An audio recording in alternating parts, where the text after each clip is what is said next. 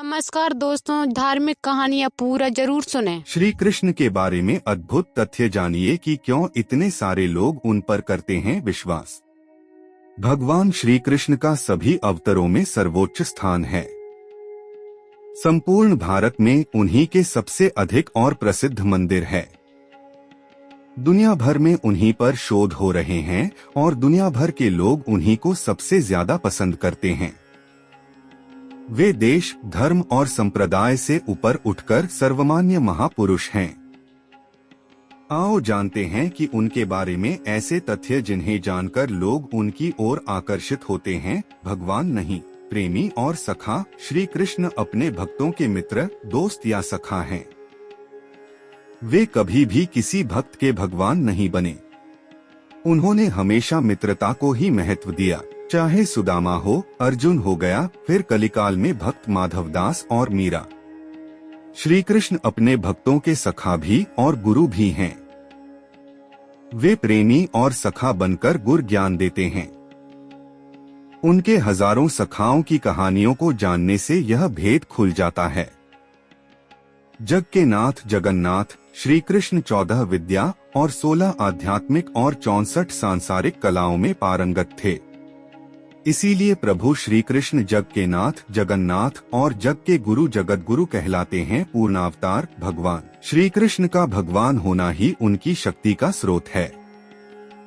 वे विष्णु के 10 अवतारों में से एक 8वें अवतार थे, जबकि 24 अवतारों में उनका नंबर 22वां था।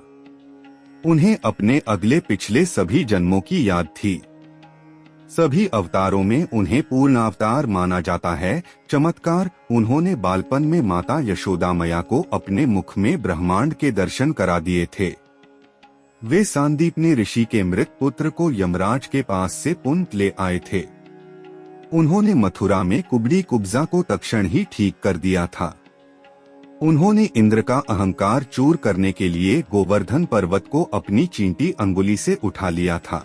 उन्होंने धृतराष्ट्र की सभा में जब द्रौपदी का चीरहरण हो रहा था, तब उन्होंने अपने चमत्कार से द्रौपदी की साड़ी लंबी कर दी थी। बर्बरीक का सिर काटकर एक स्थान विशेष पर रख दिया था जहां से वह युद्ध देख सके। जयद्रथ वध के पूर्व उन्होंने अपनी माया से समय पूर्व ही सूर्यास्त करके पुनः उसे उदित कर दिया था। उन्होंने अभिमन्यु की पत्नी उत्तरा के गर्भ में पल रहे पुत्र परीक्षित पुनः जीवित कर दिया था और अश्वत्थामा को 3000 वर्षों तक जीवित रहने के श्राप दे दिया था। इस तरह उनके सैकड़ों चमत्कार है। शरीर का गुण, युद्ध के समय श्री कृष्ण की देह विस्तृत और कठोर हो जाती थी और नृत्य के समय कोमल। उनके शरीर से मादक गंध निकलती रहती थी। इस गंध को वे अपने गुप्त अभियानों में छुपाने का उपक्रम करते थे।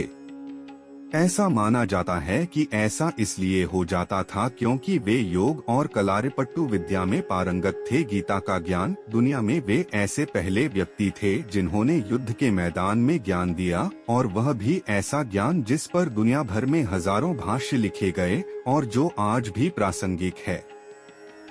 असल में गीता को ही एकमात्र धर्म ग्रंथ माना जाता है। उनके जीवन चरित श्रीमद्भागवत पुराण में वर्णित है। श्री कृष्ण ने गीता के अलावा भी और भी कई गीताएं कही हैं, जैसे अनुगीता, उद्धव गीता आदि।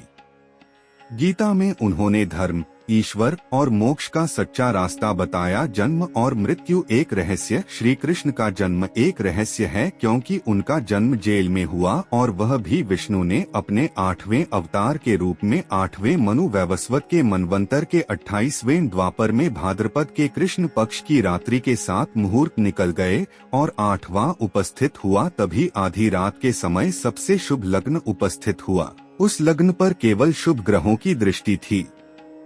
रोहिणी नक्षत्र तथा अष्टमी तिथि के संयोग से जयंती नामक योग में लगभग 12 बजे अर्थात शून्य काल में जन्म लिया था। इसी तरह उन्होंने मृत्यु का भी चयन तब किया जबकि उन्हें अपने धाम जाना था।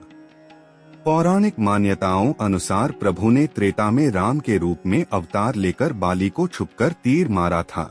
कृष्णावतार के समय भगवान ने उसी बाली को जरा नामक बहेलिया बनाया और अपने लिए वैसी ही मृत्यु चुनी। जैसी बाली को दी थी विराट स्वरूप, उन्होंने अक्रूर जी को अपना विराट स्वरूप दिखाया, फिर उद्धव को, फिर राजा मुचुकुंद को, फिर शिशुपाल को, फिर धृतराष्ट्र की सभा में, फिर अर्जुन को 3 बार विराट स्वरूप दिखाया।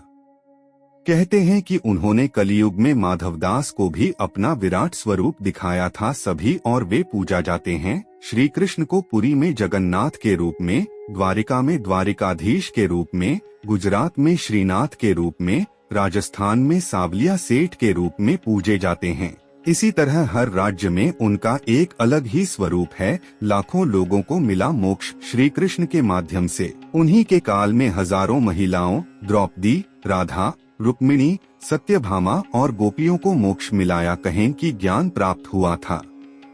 उन्होंने भक्ति मार्ग के माध्यम से अपने भक्तों को ज्ञान प्राप्त कराया।